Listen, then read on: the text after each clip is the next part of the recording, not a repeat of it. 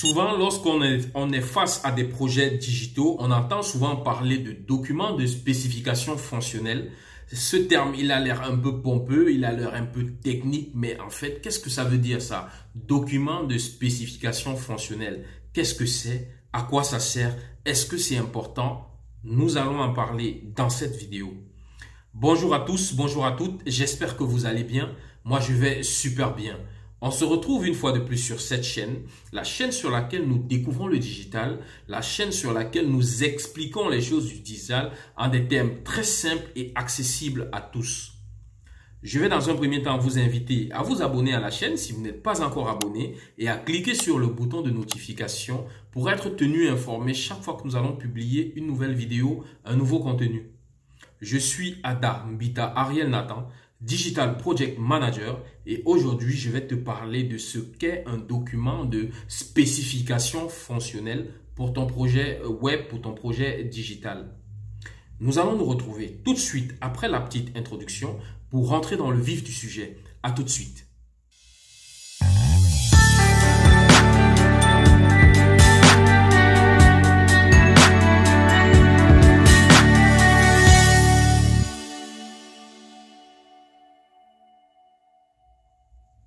Bienvenue une fois de plus, nous allons directement rentrer dans le vif du sujet.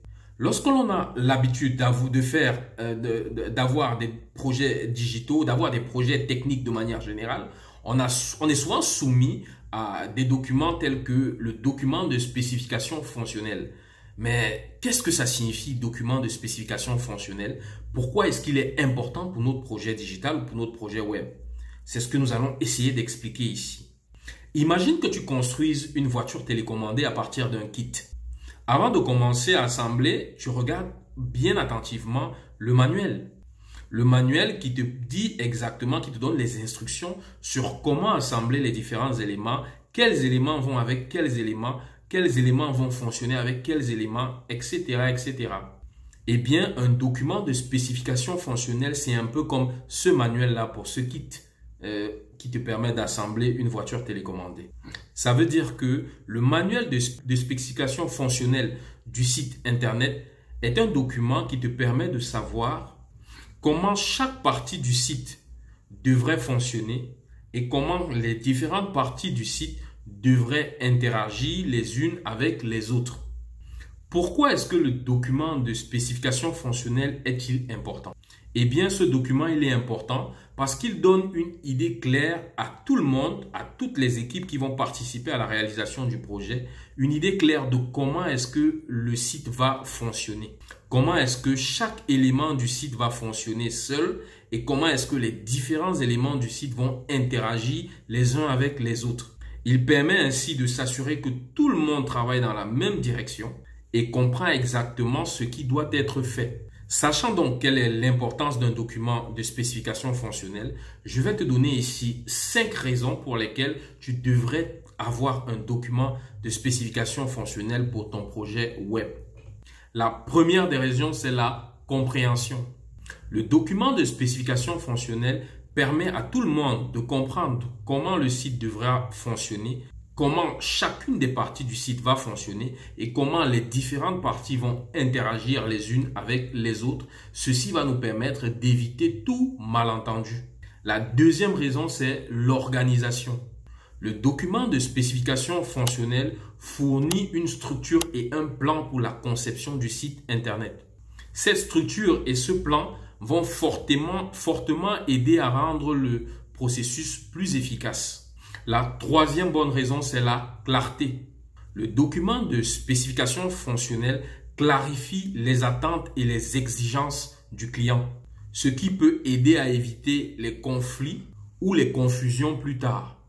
La quatrième bonne raison, c'est la qualité. Le document de spécification fonctionnelle aide à assurer la qualité du site internet. Il définit clairement et en détail ce qui est attendu. La cinquième bonne raison, c'est la sécurité. Le document de spécification fonctionnelle peut aider à identifier des potentiels problèmes de sécurité, tout simplement en décrivant comment le site devrait gérer les données et interagir avec les utilisateurs. Maintenant que l'on sait pourquoi il est important d'avoir un document de spécification fonctionnelle pour son projet web, il sera question maintenant de savoir comment rédiger, quelles sont les étapes pour concevoir un document de spécification fonctionnelle. Donc, quelles sont les étapes pour concevoir un document de spécification fonctionnelle? La première étape, c'est de décrire les fonctionnalités. Il s'agit ici de définir quelles sont les différentes choses que le site doit pouvoir faire. Par exemple, si ton site est une boutique en ligne, il va s'agir de déterminer comment est-ce que les utilisateurs vont pouvoir ajouter un produit. Comment est-ce qu'ils vont pouvoir ajouter un produit à leur panier? Comment est-ce qu'ils vont pouvoir payer? Quel sera le processus pour payer ce produit, pour passer à la caisse, si l'on peut dire ainsi? Il va vraiment s'agir de définir toutes ces étapes-là. La deuxième étape, c'est d'expliquer les interactions. Il va s'agir ici d'expliquer comment est-ce que les différentes parties du site vont interagir entre elles. Par exemple, si un utilisateur remplit un formulaire, où est-ce que vont les données, comment les données sont traitées, s'il veut s'inscrire, quelles sont les possibilités qu'il a de s'inscrire, est-ce qu'il doit s'inscrire en remplissant un formulaire, est-ce qu'il doit s'inscrire en cliquant sur un bouton de connexion avec le compte Google, avec le compte Facebook, etc., etc. La troisième étape, c'est de définir les exigences. Il s'agit ici de déterminer quels sont les besoins de ton site. Cela peut inclure des choses comme la performance, la sécurité, la compatibilité, la robustesse, compatibilité avec différents navigateurs, compatibilité avec différents appareils, etc. La quatrième étape, c'est de créer des diagrammes. Les diagrammes peuvent aider à visualiser comment le site internet va fonctionner. Cela peut inclure des diagrammes de flux, c'est-à-dire des diagrammes qui montrent comment les utilisateurs se déplacent à travers le site internet. Ou encore des diagrammes de séquence qui montrent comment les informations se déplacent à travers le système. Voilà présenté brièvement en des termes très simples ce qu'est un document de spécification fonctionnelle pour un projet web. Parvenu donc au thème de cette vidéo, il était question de te présenter de manière très simple, de manière accessible, en des termes très accessibles, en des termes simples, ce qu'est un document de spécification fonctionnelle, pourquoi est-ce qu'il est important et quelles sont les étapes pour concevoir un tel document. Je t'invite une fois de plus à t'abonner à la chaîne si tu n'es pas encore abonné, à cliquer sur le bouton de notification pour être tenu informé chaque fois que nous allons publier une nouvelle vidéo. Je t'invite également à liker cette vidéo, à partager cette vidéo, car ce sont tes likes, ce sont tes partages qui nous donnent de la force, qui nous donnent de l'énergie, qui nous donnent l'énergie pour continuer à découvrir le digital avec vous et surtout pour continuer à essayer de démystifier tout ça, de vous expliquer en des termes très simples et accessibles à tous tous les outils du digital pour que vous puissiez, comme nous, en faire bon usage pour optimiser vos processus, pour améliorer vos conditions. Merci pour votre attention et je vous donne rendez-vous dans une prochaine vidéo où nous allons parler d'un autre sujet. On se dit à la prochaine. Bye bye.